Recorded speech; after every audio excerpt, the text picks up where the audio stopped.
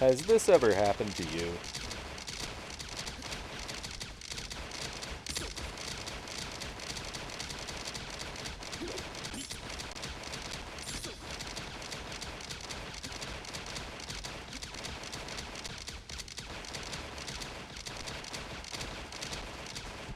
Then you might need to learn how to deal with lasers. Okay. If you're a Melee player who hasn't been living under a rock, you're probably already familiar with the Uncle Punch training pack. But what a lot of players don't seem to know is that you can use the training events for more than just their intended purpose. So, grab your controller, find a battery for that stupid Wiimote, and get ready to grind. Today, we're going to be using the Powershield training event. Here, Falco will spam short hop lasers of various heights. You can also adjust the speed to slow, medium, fast, or random. But when trying to just get execution down, I find it best to start with slow. We're going to get into a whole lot of uses for this event, but for now, let's start with Powershields, because when Falco won't stop shooting, man does it feel great to just say, "No you." At first, power shielding seems pretty simple.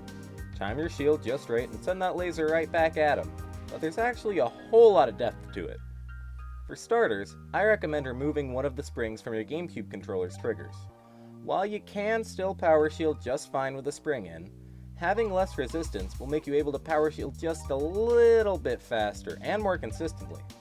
It also lets you do some crispy wavelands. But moving on. One very important detail about power shields is the first frame your shield comes out, your character model and hurt boxes are in the same position you were in right before. This lets you really heighten the range you can power shield in if used properly. The benefits of this vary from character to character, but let's go over the most important positions that apply to the most characters. First off is dashing. Both dashing in and dashing out obviously will contort your hurt boxes. This lets many characters easily power shield in the middle of their movement. Pretty straightforward and easy. The other positions for this are crouch and turnaround crouch for very similar reasons. Marth especially gets a crazy boost to his power shield range with the turnaround crouch, to the point where even power shielding projectiles like pills, turnips, and charge shots become absolute child's play.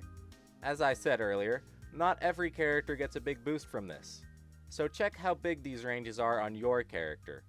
But what do you do after a power shield? Well, lots of things. Spaceys can shine out a shield if they're right in your face, Marth and Samus can uppy out a shield, and every character can get lots of mileage out of a quick, well-timed wave dash out a shield. And never underestimate the power of a power shield grab. You can also do a light power shield by buffering an A input, which is usually easiest to do in the end lag of a wave dash, and pressing Z and a digital shield input. Digital means no spring. But honestly, I don't think this one is too viable, but I'd love to be proven wrong. But you don't just want a shield, you want to be aggro. You want to go in. So let's get to the fun stuff. A great thing about this event is it tells you how fast you move out of being hit by the laser. So the next big thing we're going to talk about is dashing out of laser hit stun. A frame 1 dash in can get you some crazy combo starters. You can also dash away if you're, a coward like me. But the possibilities don't end there. For most characters, throwing out one of your fast moves, like a jab, shine, or a tilt, can stuff Falco trying to approach after the laser. Now, you're probably thinking, but Mr. Kalvar, what if I get shot in the air? Well, don't you worry, I got you covered there too. Wavelands. Oh yeah, the good stuff. With just a little bit of practice, you can waveland in like an alpha Chad and catch him by surprise. Or back, of course. Heck, you can even waveland back to the ledge if you're feeling overwhelmed by their pressure. Honestly, it's pretty easy, and for the Falco, it's very scary. Throwing out an immediate aerial or even a double jump aerial with some drift back could be crazy strong as well. No more mindless laser spam will stop you, King. Lastly, if all else fails, your movement and your power shields just aren't quite up to snuff that day, you could always camp the platforms just a bit to make those lasers a little less of an issue. When dash dancing on the platform, You can approach with a well-timed shield drop fastball aerial, or you can try to bait a risky approach by shield dropping and double jump wave landing back to that platform. Falco is very fast though, so being over-reliant on this alone will probably get you bodied. But Mr. Kalvar, you ask? This netplay Falco keeps hitting their lag switch and messing up my movement and power shields. Is there anything I can do about that?